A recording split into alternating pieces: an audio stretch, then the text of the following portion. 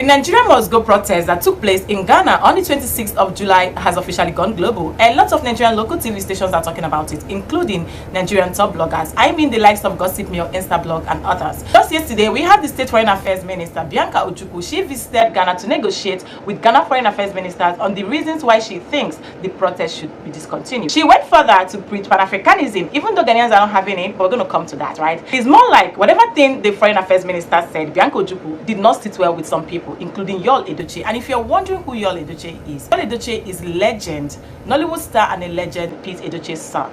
So he made this post on his Twitter page last night where he shared the reasons why he thinks Ghanaians are right. He went further to advise his brothers, Igbos to be precise, that if you know you are being rejected anywhere, instead of you to go there and be fighting up and down, it is better you come home. That Igbos don't too waka, say una don't too wander, say una be wanderers. It is time to come home. I'm going to put it on this screen right here so that we read together. Actor Yul Edochie has asked Ndi Igbos to return home and invest in the southeast. According to him, whenever an Igbo person faces rejection on foreign soil, it's not a sign to fight anybody, but a sign to return to their home country and invest. He argued that the Igbos have wandered for so long away from the southeast and need to return back home. Home is calling. Our ancestors and spirits in Igbo land are calling us to return home and develop home. You know, and lots more. I'm going to quickly show you guys more videos, and most importantly, another shocking videos made by a Nigerian celebrity. He made it clear, like it was more like he was warning Ghanaians that they should never accommodate the Igbos. Igbo people, for many years I have spoken for you. I have spoken against those that spoke against you. First of all, you are my brothers and sisters. Second of all, I see the energy, I see the creativity. But the truth is, you cannot keep crying wolf all the time. You cannot be victims all the time. The people of South Africa cannot be complaining about the same thing the people of Dubai are complaining about, and Kenyans are complaining about, and now Ghanaians are complaining about. That means there's something you are doing wrong. It's not like these people are having meetings and speaking. And if you look carefully, the same thing these Ghanaians are crying about is the same things the Yoruba Rolu people were crying about. That you people left your eastern path, you've come to Lagos and you are saying Lagos is a neutral ground. Lagos belongs to everybody. You people need to be more, whilst you are very strong and creative and you have the energy to go, you need to be more sensitive to the energies or the environments in which you go to. You don't believe your papa house, come my own papa house, come they tell me say, man, my papa house, so you feel overdo me. Even if you can overdo me, don't put it to my face. And you know what hurts me? Some of your adults that are sending me DM, be like saying una the craze. I'm speaking not because I care like that. I'm speaking because me and you share the same passport. And these countries do not ask if you are Igbo or Yoruba. They treat all of us the same. If you talk about Igbo land, you must be mad. Old man, they tell you, if you talk about Igbo, you the craze. Instead of you to call your children together, speak to them. You people have this energy to go and succeed. But succeeding also comes with energies that people hate. You need to understand that when you thrive and thrive, people naturally hate that. Of course you succeed everywhere you go, but your success can be blinding, it can be irritating. So maybe you should go and work on that. Foolish adults. If I give you slap. I say, you don't know the impact of Nigeria in that Ghana. I wonder. When I want just my destiny helper. When I want just my destiny helper away. When I don't know the impact. I don't understand that the only ones they do protest. The intelligent Ghanaians, they know the value of Nigeria where they Ghana. Even governments, they recognize Nigeria because of their impact. The Ghanaian government knows that the Nigerians that are in Ghana, they add to the society. They add in every aspect. On when they do protests, on be like liability to the government. Brakofi, JP, with the issue at hand now, what advice do you have to give Nigerians so that they can live peacefully in Ghana? See, JP, the only advice that I have to give to the Nigerians living in Ghana, you see, for their ladies, the ones they do hook up, I know if you call them with my mouth, those ones, they need to stop it. They need to stop it, because if you come out for night, see them outside dressing half naked. No one will identify them by their particular name or refer to them by their particular name. They will refer them as Nigerians, and that alone is spoiling the name of Nigeria. Secondly, you see the boys who they do Yahoo fraud for Ghana here. They need to stop it. They need to stop it. Come, you have a point. Especially you see those who be say small $50 iTunes card. Boom. They don't boss everywhere. They shout, they play music, they drink bottle. How do you want the people that you are living with to be happy with you? They play loud music, they spray money. They see if they will be able to take this advice, these two advice when I advise them. If they're able to take it, then I will advise them more. I don't want to waste my strength, waste they will stress my voice for people who know the hear word, because this is not the first time, this is not the second time I've tried to talk to these people. If they will take this advice now, this stop doing ashawo, stop doing hookup and prostitute for Ghana. The Nigerian girls said stop doing it. The Nigerian boys should stop doing fraud. Stop them. If they're able to take these two advice, then I'll come back and advise them again. If not, they should come up from my way. When time comes, they are the one who will leave Ghana, not me, not you. They hear me? Do you remember the last time that Dubai banned Nigerians and the malls went quiet? Luxury shops ghosted, travel froze, flights suspended. So they had to U-turn because Nigerians were spending over $1 billion a year. That's not a small stat, guys. That's leverage. You were fueling hotels, buying out boutiques, investing in buildings. Then came the ban. Visa blocks, flight suspensions, no entry if you were under 45 and traveling solo. And what happened? Dubai felt it. So in 2024, they reversed the whole thing. Ban lifted, borders opened. That wasn't mercy. That was good maths. But they weren't done. Fast forward to 2025, and they spun the block again. New restrictions, new filters, transit visas blocked. Your value, please. They banned you, then they missed you, then they tried to price you back in. Your passport might not be too strong, but your presence is powerful, honey. The lesson here is where your money moves, influence follows. So stop begging for access and start building systems. Because when you move, economies notice. This is to my fellow Nigerians. For how long are we going to keep quiet about this and act like it's not affecting us? When our people leave Nigeria and go to some countries, why is that? They do everything in their possible best to make sure they fuck that country up. Wherever we go, we always make sure we leave bad image. Is that who we really are? I get it. If South Africans doesn't understand we Nigerians, I still get it. But Ghanaians, they're tired of us. That should tell you something. We are the problem. We are the problem.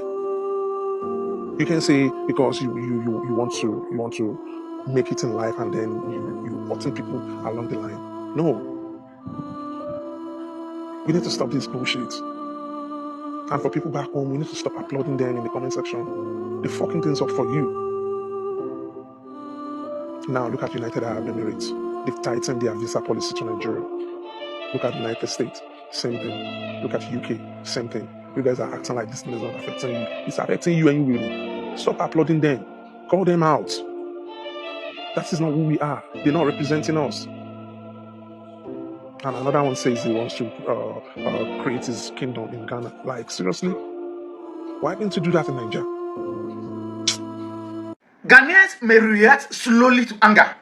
When a Ghanaian is angry, a Ghanaian will react slowly. Slowly the muddy pool. Slowly the muddy pool becomes a river. Slowly my mother's illness becomes a death. Yes, that's how a Ghanaian reacts to anger.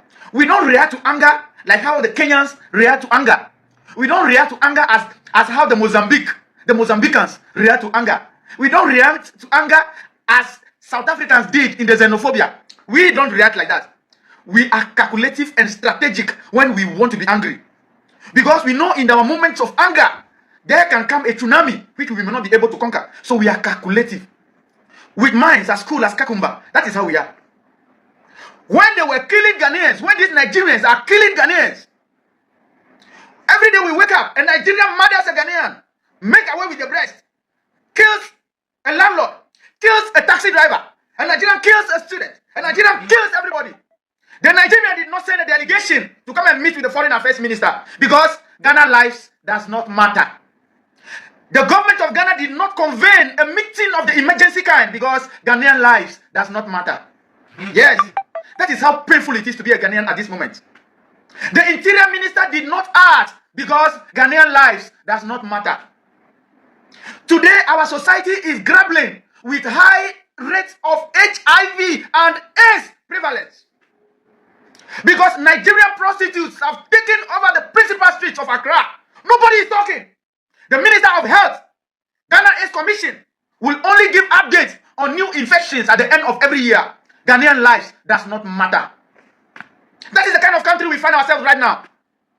That is it we find ourselves. Nobody is talking. Babylon people, nobody is talking. The IGP, which is broken English, is not talking because Ghanaian lives does not matter. When the Nigerian delegation met with the foreign affairs minister. They spoke about everything concerning Nigerian safety in Ghana, but nobody spoke about Ghanaian safety in Ghana. Ghanaians will react slowly to anger. By the day, Ghanaians will rise in their numbers. Ghanaians will say enough is enough. Not even the government, the strongest government, can stand it. Not even the biggest army, not even the strongest military can stand it. Ghanaian lives matters. Ghanaians, I just want to ask you people one question. What did Nigerians do to you people that you are asking them to leave Ghana? I've seen so many videos of Ghanaians protesting on the streets, saying Nigerians and then bring prostitution to our country. Say Nigerians, then they buy people. Say Nigerians, then they thief, then they do armed robbery, then they do this, then they do that. The only thing I know is that an Igbo king in Ghana, a very successful Igbo man in Ghana, bought 50 acres of land and wanted to turn the place into an Igbo village. You people became jealous. Then people started coming up with all kinds of things. If Nigerians had been, now then they do prostitution, now then they do robbery, now then they do everything, why didn't you people take to the streets before now? Why didn't Ghanaians complain before now and say Nigerians should go? Until an Igbo king, a man named Chukwudi Ihenetu, His Royal Highness Eze Chukwudi Ihenetu, bought 50 acres of land and wanted to turn it into Igbo village. That is the only offense where Nigerians commit. So from what I'm seeing, the success of Nigerians in Ghana, you people don't like it. With Ifuna money, what do we do wrong? That man in question, that Chukwudi Ihenetu, have lived in Ghana for over 30 years. And he made his money all those years of hard work and labor, and he made his money. So what will be on a problem really? Avon Nelson or Media Buhari, all of them, Majid Michael, and Nigerians made them celebrity. They came to act in Nigerian movie and we welcome them. We never in any way marginalize against them. We love them, we watch their movies. That is how they become celebrity. Now, we don't make on one same we go. Be Ghana safe. Ghana will not reach Lagos. Now, just they threaten Nigeria. I don't understand. What do we do now? Say now we they do prostitution. When I don't forget, if you not forget, I don't forget. Nollywood movie used to be decent. Like you watch a movie, you like what you watch. When Nollywood movie change, now when Ghanaians enter inside, now then come they bring semi-porn inside movies. Like any movie where Ghanaians do, they almost raw. Now I say now we carry position on Ghana, and I never talk through. No, now actresses will enter Nollywood, now then corrupt Nollywood with all those raw things. Nollywood used to be, even if to keep safe, people go they hide.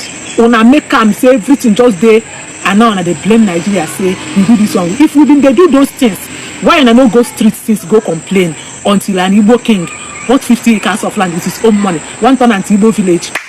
Now I want Nigeria to go. Are you people sure that you can stay without Nigerians? Una sure? Do you know how many Ghanaians that are in Nigeria? If you say we will drive them again, half of Nigeria go, because most of them are Ghanaians. Una sure say una go fit. This is when I want to start, and I think say it go fit work, because it's a two-way thing. Men are relax, men are try relax. So no. This is what Nigerians and Ghanaians are saying about this whole Igbo or Nigeria must go, this whole thing. And yet, we are not still getting any good news from the government or the government office. Still, on it, Nigeria for Igusu in a meeting. You need the meeting no a most and cover na air bashe Samuel Okujeto Ablakwa, which is foreign minister. Yeah, foreign minister Okujeto Ablakwa. Most and cover bashing baby pass what question Nigeria for normal meeting. His ambassador said a meeting Ghana for air cancer baby. You need into me meeting. I think say Ghana for Benyabotre na ihundi before the hour, because so far as we to one among now Mugusu ye meeting the you say meeting be and I say as people be free or more at their brain, because still now we are still on what we are saying all the time. Say Nigerians must go. I was here on my day I was a mungo na omano yenji na yenye ye. If we say nkofobia, they are so dangerous, and you can't even imagine how these people are. I was here. Bomba subscription and like and also kunimbu nyaka kraka. Aha SUD TV. That's it. Abusia media na convoy the red and white by the king of Christianity. Says I be watching baby be a mijire. Na say the be a convoy na me catch say menye busimka. Me yesu konfo. Ana me yabosombra for konfo. Ana me yesabi motia konfo. Asada that ni nyina no. Convoy am to me be any asase so a me contact no.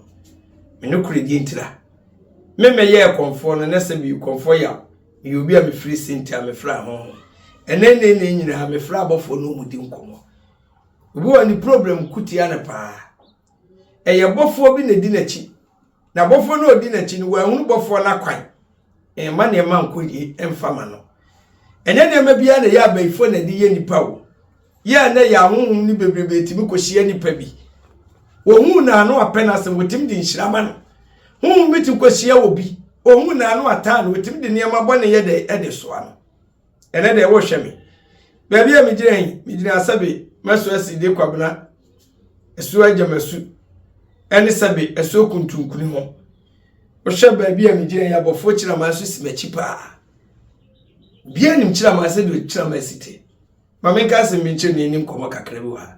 Fa number na gu screen ase no. E brother ni ku da fiada na kwesi ada na mtrase Yesu nsunuma. Brother sister ma me a wo hwe me papa wo hwe me. U face problem wa abrabom. Ene ma nkoye mfama. Awale sem nkoye. Adwuma sem nkoye. Sika sem nkoye. Sebe wotare na awaye.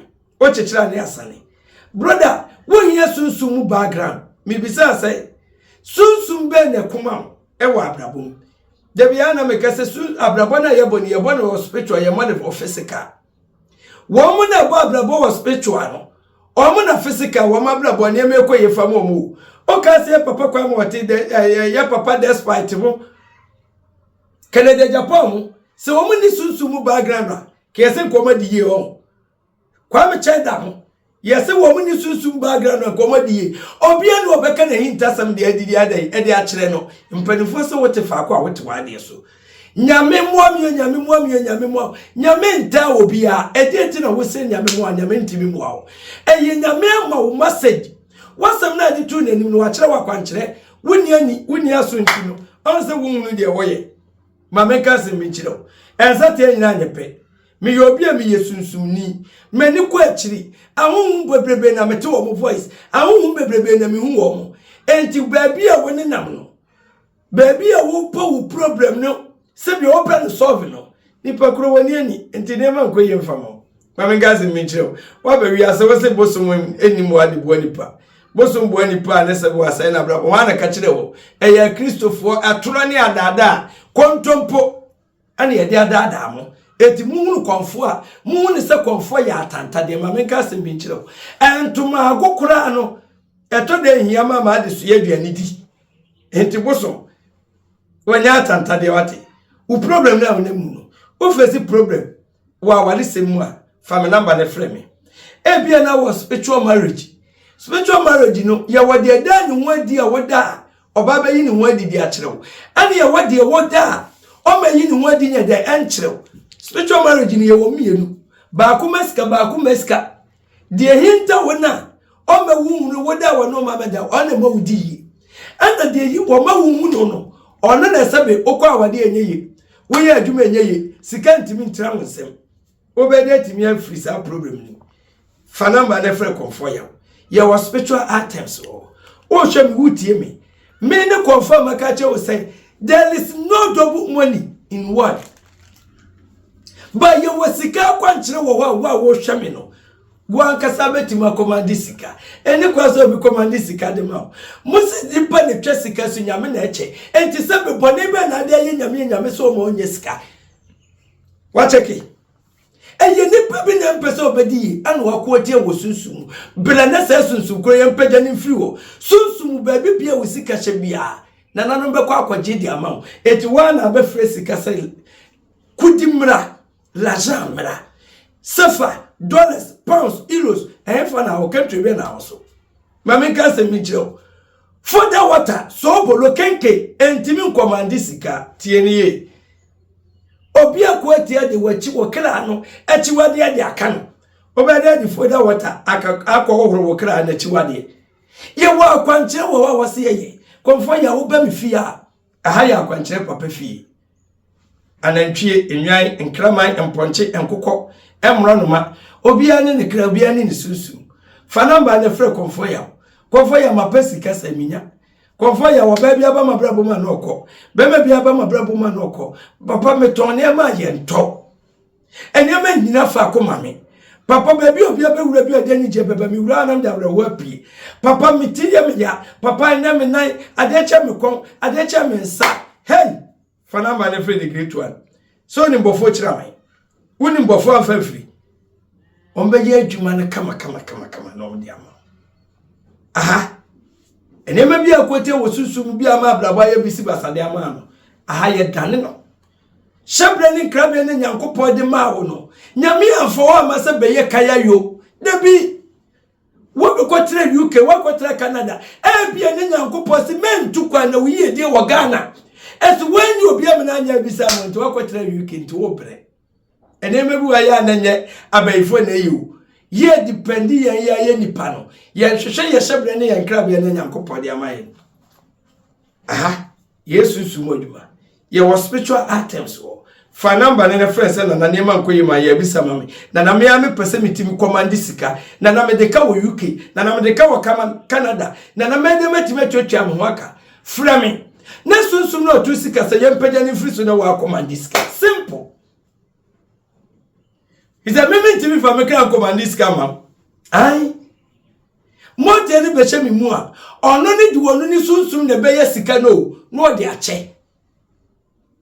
By the way, wona kasa betima komandi usika akwankyere ye waduro bi wa ye fia ye friend boame ye friend ntwemra eno no ye de brewa woni e beche se de obesima yusu no 81 na be komandi sika emfa woni obi aduma wo ya ye twa aka bosome wa obetima komandi sika fana ma na frɛ komfo ya ye was spiritual items wa spiritual items na ye ka no se bi da bi akomfo ya na meka mesese wo be ye benfo a ye haban ni nupira ye kaso obi ye benfo a me komfo ya me bosum ni me nsuo ni mitumi ntino me ji me hutumi se me ye benfo na tie ni e de na ma me benye obi di na wale sembai ye to dwanto na ntwe ye amamre ni nyina wie ye no se be sena na no se bia wade ni wonya wunim de ntira sunsum na obedi na chi no so ma ne ware no se wanfa sunsum no na chi wade ankasa nipa dua na wose musuo nko ana wayi a watu sika atogu enipa na boka beka se konfo no ne aduro hey ye kasa adura brother tumi nkasa aduro nkasa ye na ye tumi ne kasa mafo ne be kasa ma aduro na kasa ma tumi me nkasa ma me ho me kasa ma aduro eti ye was spiritual items wa ya no oil ni bini ya wane semna wa ha oil ni bini sa oil we eye haban maako 42 ana ede ye oil we na friend back to sender oil we na chiri bayfo oil we na ma wunu se obi a woni ni wadwuma sebe odworo ho adwomboni se we su oil we ya na se nipa no nya bayfo kra na odworo ho adwomboni a brother ohun wani ma wani wudi nkoma wantimi hwe wani mu da oyiwe be mu ohun ni pakro yew beje oyiwe bi fa kopetu wadwuma beje oyiwe bi fa kosrasra wadwuma na wo ye no wabra bone ma be koye di ama sunsum na woda no no obeda wonu meda biem sika na ntimi ntra sika betra srem abraba na koye no ene ma be koye di ama asada to oyiwe no oyi no ahaban maako 21 anya yi free 42 nim ana yede ye soap semna sunsum no woda na acherebre anini apramre ni ananka ne yepamo woda wontimi na enema nkoye mfama ososo da ye basabasa abrabo no fema ni wo enema woye bibien yeye be ma ne ba wo bebre sa na okọ oba ne ba wo bebre sa na okọ bra beji soap ni bi miensa ne nam oto oyo na no ato semna no ye woni nku wo ho febe cream no se wo hu a nipa bi ehia wo hu se wo ehia wo su nipa da woni bibi wo ye fe pa eso nam se wo yempa wo yenti no ye de kaka moto bibi ye de face bi de ahye wanim etu obi hu wo hu se wo ye kakai obi hu wo ba wo hu beba bi hu wo ba bema ni hu wo ba ne se ne yonko bema entu otimi ni nkomo bra beto febe cream ni bi febe cream no umpe cream no na pese yamfanya kaji ma de bayama yamfanya ponso ma de bayama yamfanya powder ma de bayama yamfanya handkerchief ma de bayama woni wo nipa no edi nkomo nyina no na de hanky no e fa wani kaji na wabo ni pani din di ato e dada powder na wabo ni pani din di asra wani dada sabi nku na wabo ni pani din di asra wani dada woni ni pani ka asem na se ne kra mo du ti se de ya ana me kra bibia ni mi hu what was within seconds was me kra ma me hwe obisika bi wo ho me de ato ama ma me fa ma he bra ni amwo na di yese wo ma yese nkwan ni yese ya yeto obi yese nkwan pa so oni to oni hips esesebe wo protocol bra ni mo sunsumu protocol ne mpie physical ba bia be wura bia wodi nhire ni yede ebe free o konfo ya mesaya de ya de be te cancer kidney diabetes hepatitis B stroke sebe obabi num nsa obabi num wi sebe obabi wo wa adwirim ka na dwire ho sebe enye wonye normal wo abrochire wo ba e wo abrochi akora na enye normal fana ma na frame ye be ya bisasa ni ahwehwem eye ne shebre ne nkrabra ka fi nyama wo ba ye be ka kire wo enye ne nkrabra na okra fi nyama wo ba na ye obi na aye ne saa so a na nanom be da na didi a kire yen na sebe ye de ho dry de e de aka kwanche bi wo anu aye brother sister aha eye konfo ya spiritual and herbal center e brother ni ku de fiada ni kwesi ada na etrase yesu nyuma number na go screen na say 0241 185804 0241 185804 0557 590395 0557 590395 mami no nka se mi ka mi wure yafi unya ba bi hwe me pa wohia ba e wo so de bato ne naso spiritual marriage na mesika no e ma be ma wa bra bom e ma wunya akono ma ne be ma ne nawo ani e wo spiritual marriage bi wo ha die mesika no wonya ne wadi nkyerɛ enti wo be de nya be ma na ne nawo enti wo sika na wonya ne bebrebe ni nyina no amafo gina kyerɛ sɛ wo de wa wo de na akɔgi sika enye no kore sika ye kurafo chen obi sika wo ye opo no nko a ye be heda be di sika nkomo eti se wo hwem ne se wo ho problem obi ka kire wo se bosom maba se bi wo ye yale ni abisa se bosom be na aka konfo wa fa achache ni da se bosom maba no ma yale ni a anko be ka yalefo akonfo wo pefefe akonfo wo fe papa akonfo ye ma na ye mema ye ho fe papa enti mu obi na ada wadwene ema won tra nyame fie se wo peba abra wunya ba tie niye tu anamada bra eso si de kwabra ne ma omo fe pa abrofo atente gramu ene wuna sebe omo chen ahemfu fanamba ne guski na se ne frame wona wo hwe me ne wa wuti mi wunya chinifu amfreme wunya chinifu ametom spiritual items ni bi wunya chinifu amesesai emetom spiritual items ni bi ba wunya chinifu abrabeto bi ne kohwe see and believe yesi do ani behunu ana abedi ho adanse konfoya spiritual and herbal center minimi nso ni maboso honhom ni de timi ya na mabeka nyam na wotumi no bi yetumi ne kansa mafo eti muna mukase konfo ya kasade do ase wo chese woni wotumi mini tumi na djuma wotimi fama so ye ana mba mbebo hu dawuru eti se wosi mini tumi ya bra